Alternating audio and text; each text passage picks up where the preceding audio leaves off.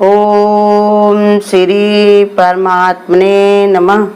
ओम श्री सत्य गुरुदेवाय नमः। देखिए बता रहे भगवान, ये छठे अध्याय का ये है 42वां श्लोक। कल हुआ था 41, आज है ये 42। ये योग भ्रष्ट पुरुष जो उसमें बताया था कि स्वर्ग आदि उत्तम लोकों को जाते हैं, और जिसको जो बैराग जिनको आज हो गया उसके बारे में भगवान बता रहे हैं कि बैरागवान पुरुष इन लोकों में ना जाकर ज्ञानवान योगियों के कुल में जन्म लेता है, परंतु इस प्रकार का ये जन्म है वो संसार में निस्संदेह अति दुर्लभ है। भगवान बता रहे हैं कि जो बैराग जिनको आज हो गया है तो ये लोकों में नहीं जाते, स्वर्ग आदि उत्तम लोकों में भी नहीं जाते हैं, और बताया इनको कोई अपनी इच्छा नहीं रहती, क्योंकि आज उनको बैराग हो गया, मन में विचार आ गया कि ये सब बेकार है, माने ये सब बाधा ही है, मांगना कहाँ मांगो कुछ थिर ना रहे। एक विचार ये बताया, और दूसरा बताया कि ये मांगना जो है सबसे बड़ी दरिद्रता है, और बताया कि संसार की जो संपत्ति है, मान है, सम्मान है, तो उसका दूसरा मान के साथ अपमान है, संपत्ति के साथ भगवान ने धनता है। जितना भी धन तुम्हारे पास हो जाए लेकिन फिर भी तुमको कमी दिखाई पड़ेगी, उसकी यही भगवान ने कहा, उसके अंदर यही उसका पक्का भगवान ने बताया उसका यही प्रमाण है। तो इसलिए समझा रहे भगवान कि अब वो किसको होता है, ये बताया जिसको तीव्र वैराग हो गया। साधन उत्कृष्ट कोटि का होने के कारण ऐसे तीव्र वैरागवान व्यक्ति के लिए स्वर्गात उत्तम लोगों का सुख कोई भी अर्थ नहीं रखता। उस दिन बताया था ना श्लोक में कि स्वर्ग को भी जान गए जब राजा, योग वशिष्ठ में था इस दृष्टांत कि जब राजा जान गए कि स्वर्ग में भी यही राग द्वेष रहता है, जो सबसे ऊंचे बैठा है वो नीचे वाले से द्वेष करता है, और जो बीच में है वो नीचे वाले से द्वेष करता, ऊपर वाले से घृणा करता, कहता ये हटे तो हम बैठे, और जो नीचे वहाँ भी जा करके वो दुखी ही रहता है, वहाँ भी झाड़ू पोछा ही लगाता है। तो इसलिए बताया स्वर्ग में भी कोई सुख नहीं है, क्योंकि वहाँ पर सब रजोगुणी है, वहाँ पर कोई भगवान की भक्ति का कोई भी वहाँ पर कोई साधन नहीं है, सब रजोगुणी है, सब भोग विलास में पड़े रहते हैं। जैसे एक धनवान युवक, धनवान हो कोई हो, कहे रुपया मिल जाए, पैसा मिल जाए, हम भगवान तुम्हारा भजन करेंगे, लेकिन ये जितना धन बढ़ेगा, जितना रुपया पैसा बढ़ेगा, उतने विषय भोगों की सामग्रियां भी तुमको मिलती चली जाएंगी। अमन एक बार फिसला नहीं तो वो हाथ में आने वाला नहीं है। तो इसलिए भगवान ने बता रहे कि उनको कुछ सुख नहीं समझ में आता, क्योंकि स्वर्ग में क्या है, जाना और आना। जैसे अब हम लोगों को भी गुरु ने महत्व बता दिया। पहले कहीं शादी में, कार्यक्रमों में जाने में कितनी खुशी होती थी, चलो चलो चलो चलो, सुबह से ही तैयारी करना है, मेहंदी लगाना है, कपड़े में पाल लगाना, फिर ये सब तैयारी करना, लोगों को कहीं जाना रहता 10-10 दिन 20-20 दिन पहले से ही तैयारी करने लगते। लेकिन अब गुरु ने बता दिया तो क्या होता, पहनना ओढ़ना भी हो जाता। कहीं भी जाओगे, एक तो किसी के पास इतना टाइम नहीं, वो तुमको जो देखने बैठे कि तुमने क्या पहना है, क्या तुम कैसा तुमने खाया पिया, किसी के पास सब टाइम नहीं, सब अपनी दुनिया में मस्त है वो टाइम। और दूसरी बात, वहाँ पहले जाने में पहुँचे नहीं कि उसके बाद लौट के आओ फिर वही बोझा उतारने में, तो यही मन करता वहाँ जाना ना पड़े। ऐसे ही ये बताया जिसको ज्ञान हो जाता, बैराग हो जाता है, तो उसके अंदर ये विचार आ जाता है कि स्वर्ग में पहले जाओ, फिर वहाँ पर सब अपने पुण्य को खपाओ, लौट के फिर यहीं आओ, यहाँ कमाए दादी नानी घर खाए और लौट के मोड़ ही नहीं मुड़ाए, ये कहावत है। तो उसका कोई फायदा नहीं रहता, इसलिए उनको कोई फायदा नहीं दिखाई पड़ता, कोई सुख नहीं दिखाई पड़ता। किसको, जिसको तीव्र वैराग हो गया, भगवान के प्रति प्रेम होकर के संसार में जो असारता है उसको उनको पता चल गया कि संसार क्या है, ये सब स्वार्थ से भरा है संसार। यहाँ पर कोई किसी से प्रेम नहीं करता, सब स्वार्थ लागे करें सब प्रीति, सुर नर मुनि सब ही की रीति। तो इसलिए कहते हैं ऐसा व्यक्ति योग भ्रष्ट होने के कारण पुनः मनुष्य जन्म तो लेता है, परंतु उसका जन्म ज्ञानवान योगियों के कुल में होता है। इधर बताया था कि जिनके सकामता भरी रहती, फल की चाहना रहती, उनका जन्म श्रीमान पुरुषों को, वहाँ जहाँ रुपया पैसा हो, बहुत ज्यादा हो। अब इसमें बता रहे जिसको वैराग हो गया तो उसका जन्म कहाँ होता है, ज्ञान पुरुषों के यहाँ, ज्ञानवान योगियों के वहाँ जन्म लेता है। और कहे गए धनवान कुलों की उपेक्षा योगी के कुल में साधन की तीव्रतम होने का अवसर मिलता है। ये समझ लेना चाहिए कि ऐसा योगी से तात्पर्य संसार का त्याग किए हुए विरक्त सन्यासियों से भी नहीं है। कह रहे देखो उनका जन्म ऐसी जगह पर होता है जहाँ उनको ऐसे अवसर मिलता है भगवान की भक्ति का, भगवान की समझ साधन करने की, उनका मनन चिंतन करने का। लेकिन ऐसा जरूरी नहीं होता कि उनका ऐसे घर में जन्म हो जहाँ पर जौन है कि वो जौन है परिवार को त्यागे बैठे हों, फिर उनका कोई आगे पीछे ना हो, सन्यासी हो गए हों, विरक्त हो गए हों, ऐसा जरूरी नहीं है। बहुत राजा जनक देखिए कितना ज्ञान था उनके अंदर, कितना सब विचार था, कितने विदेही कहे जाते थे, लेकिन फिर भी रहते कहाँ थे? अपने परिवार में। कोई किसी को देख करके नहीं जान सकता। गुरु कहते किसी को पहचाना नहीं जा सकता। सबके अंदर कितना ज्ञान भरा है, कितना विचार भरा है, तो गुरु कहते वो खुद ही जानता है। हमारे गुरु ने आज तक किसी को कुछ नहीं कहा, सिर्फ इतना देखा, आत्मा देखा। तुम आत्मा देखते हो कि नहीं किसी में? तुमको किसी में देह दिखती है, विकार दिखते हैं, तो तुम अपना जानो। गुरु कहते सबके अंदर परमात्मा पूर्ण परिपूर्ण है, कोई परमात्मा से खाली नहीं है। हम तो भगवान देखेंगे और तुम्हारी जो मर्जी हो, तुम किसी में जो भी चाहो वो देखो। तो इसलिए बता रहे कि ऐसा तात्पर्य नहीं है कि अगर कोई गृहस्थ में रह रहा या जिसके पास बहुत सारी सुविधाएं नहीं हैं तो वो भगवान का भगत नहीं है। भगवान की भक्ति के लिए साधन की आवश्यकता नहीं है, वो तो भाव की है। भगवान ने कहा भाव का भूखा हूँ मैं, भाव ही एक सार है। जिसका भाव भगवान से जुड़ गया, जिसकी भावना भगवान से जुड़ गई, उसको फिर कुछ भी करने की जरूरत नहीं। तो उसका सारा काम ही, जो भी कर्म होते हैं वो सब पूजा होने लगते। और भगवान कहते मैं भक्तों के हृदय में रहता हूँ, हर समय उनके आगे पीछे ही डोला करता हूँ। मुझसे अधिक संत कर लेखा, कबीरा मन निर्मल हुआ जैसे गंगा नीर, पीछे लागत हरि फिरे कहत कबीर कबीर। भगवान कहते तुम्हारा मन निर्मल हो, भावना तुम्हारी सच्ची हो, तो फिर हम तुम्हारे पीछे क्या हर समय तुमको गोद में लेके चलेंगे। भगवान ने कहा था जो मुझी में भाव रखकर लेता है मेरी शरण, उसका और मेरे हृदय का एक रहता तारे। जैसे भगवान का हृदय निर्मल होता है, ऐसे भगवान के भक्त का भी हृदय निर्मल हो जाता। वो सभी के लिए दुआ, सबके लिए भला, सबके लिए अच्छाई चाहता, क्योंकि उसको किसी में गैर कोई पराया दिखता ही नहीं है। ऐसे महात्माओं का तो अपना कोई परिवार ही नहीं होता, परंतु बहुत से योगी गृहस्थी भी होते हैं। हो सकता संसार से उसकी प्रसिद्धि महात्मा के रूप में ना हो, संसार उसको इतना ना जान पाए, उनको महात्मा ना कहे, बहुत ऊंचे कुल में वो जन्म भी ना ले, लेकिन ये जरूरी होता है कि वो बचपन से ही वैराग होगा। ज्यादा जन्म उसका मन आसक्तियों से भरा नहीं होगा। कितनों को खाने को दे दिया जाए तो खाएंगे कम, खाएं तो खाएंगे और साथ में बांधने की सोचेंगे। कितने छोटे छोटे बच्चे रहते, अपनी चीज छूने नहीं देते, लेने नहीं देते, किसी से कहते नहीं, मतलब छिपा के रखते हैं। तो उनको क्या है, वो दरिद्र थे, पिछले जन्म में भी दरिद्र थे, अब आज जन्म तो हो गया, लेकिन उनको आज भी आसक्ति भरी हुई है। लेकिन कितने सब बच्चे रहते जो चीज़ उनके पास होगी वो दूसरों को दे देंगे, हाथ पकड़ के बूढ़े वाले को पहुंचा देंगे, वस्तु उनको दे देंगे। तो क्या है, सेवा भाव बचपन से ही होता है। तो ये सब क्या है, ये ज्ञान का ही। गुरु कहते हैं जैसे जिसका कर्म होता है उसके वैसे आचरण होते हैं। बचपन से होनहार बिरवान के हो चीखने पात, वो बचपन से ही नजर आने लगते, बचपन से ही समझे जाते हैं कि इनके अंदर कैसा विचार और भाव है। तो इसलिए कहते बहुत शीघ्र बालपन में ही पूर्व जन्म के वैराग को पूर्णता को प्राप्त हो जाते हैं। बहुत जल्दी ही उनके भगवान जैसे ध्रुव हुए, प्रहलाद हुए, उनका पूर्व जन्म में इतनी मेहनत। जैसे गुरु से किसी ने पूछा कि भगवान जी कितने लोग कितनी कितनी उम्र तक भगवान की भक्ति करते हैं और फिर भी भगवान को नहीं पा पाते हैं।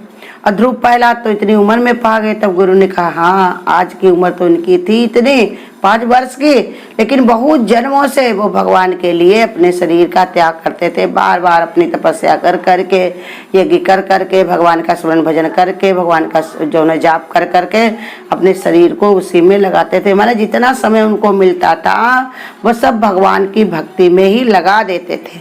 अब उसी के कारण भगवान धीरे धीरे धीरे धीरे वो ऐसा समय आया कि वो बचपन में ही भगवान से प्रीति हो गई, उधर ही उनको मौका मिला। प्रहलाद भी राजा के बेटे थे और ध्रुव भी राजा के बेटे थे। उनको भोग विलास, उनकी सुविधाएं उनको रोक नहीं पाई। तो इसलिए बता रहे इसमें और उदाहरण बता रहे कि महर्षि व्यास के पुत्र सुखदेव जी 5 वर्ष की अवस्था में गृह त्याग कर विरक्त सन्यासी की भांति निकल पड़े थे, क्योंकि उनको पहले से ही जब उनके अंदर आत्मज्ञान सुन लिया था। सुखदेव जी थे वो माता के गर्भ में ही ज्ञान सुनते थे व्यास जी से, और उनका जन्म भी कैसे हुआ था कि पार्वती को भगवान ज्ञान सुना रहे थे, ये तोता बन के बैठे हुए थे पेड़ पर। अब वही सुन करके ज्ञान उन्होंने हुंकारी भरी थी। तो जब भगवान ने शंकर इनके पीछे त्रिशूल छोड़ दिया तो उसी समय व्यास जी की पत्नी के गर्भ में चले गए थे मुंह से। तो क्या पहले से ही ज्ञानी थे, आत्मज्ञान इन्होंने सुना था, घर में भी ऐसे मौका मिलता गया।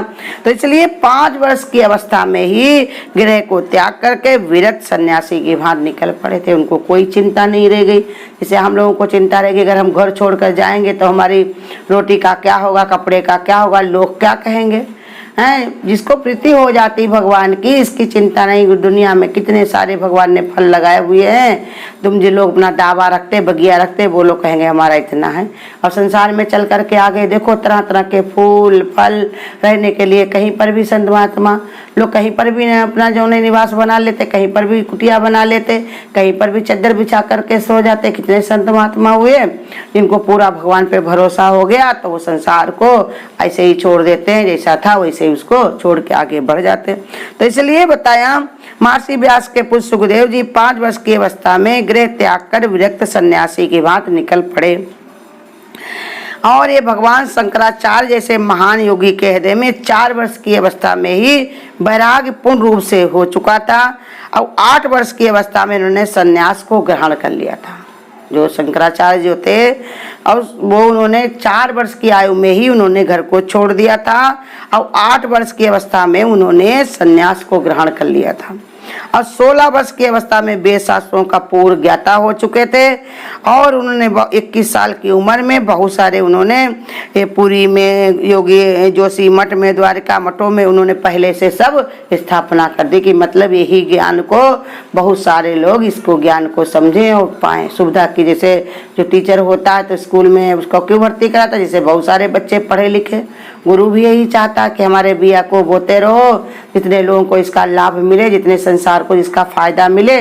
तो गुरु कहते ये सब हमारा ही फायदा है। तो भगवान ने कहा ये ज्ञान का सुख सबको मिले तो हमको भी सुकून मिले, क्योंकि भगवान का गुरु को ने आवाहन किया ना संसार में, इसीलिए आए हुए हैं कि सबको इसका आनंद मिले। देखो कृष्ण भगवान जब आए हुए थे किसके लिए, सबको सुख देने के लिए। सब गोपियां पहले से ही राम की शादी देख देख के भगवान को अपना पति मांग बैठी थी। कितने सारे ऋषि मुनि थे, कितने सब भक्त थे, वो चाहते थे भगवान का सब जौन है भगवान के साथ खूब सुख ले, खूब क्रियाएं करें, आनंद ले, खूब प्रसन्न हो, और ये सब आनंदित हो करके तो भगवान आनंद देने के लिए धरती पर ऐसा रूप बनाया।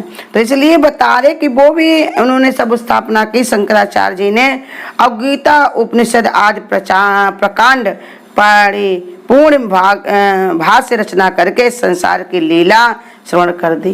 कहते वो संसार से चले भी गए, कितनी उम्र में ही बता रहे, इतनी कम उम्र में 32 वर्ष में, कोई ज्यादा उम्र की कहा नहीं है। ज्ञान के लिए उम्र की जरूरत नहीं है, अच्छे आचरण की जरूरत है।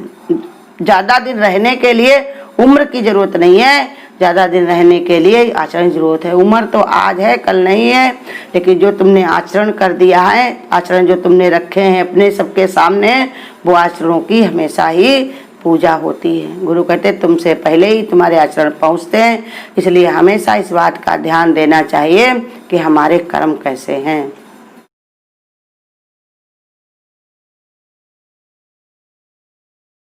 भाव का भूखा हूँ मैं और भाव ही एक सारे हैं। भाव का भूखा हूँ मैं और भाव ही एक सारे हैं। भाव से मुझको भजो तो भव से बेड़ा पार है। भाव का भूखा हूँ मैं, भाव बिन सुनी पुकारे मैं कभी सुनता नहीं, भाव बिन सुनी पुकारे मैं कभी सुनता नहीं। टेर भक्ति भाव की करती मुझे लाचार है। भाव का भूखा हूँ मैं और भाव ही एक सार है।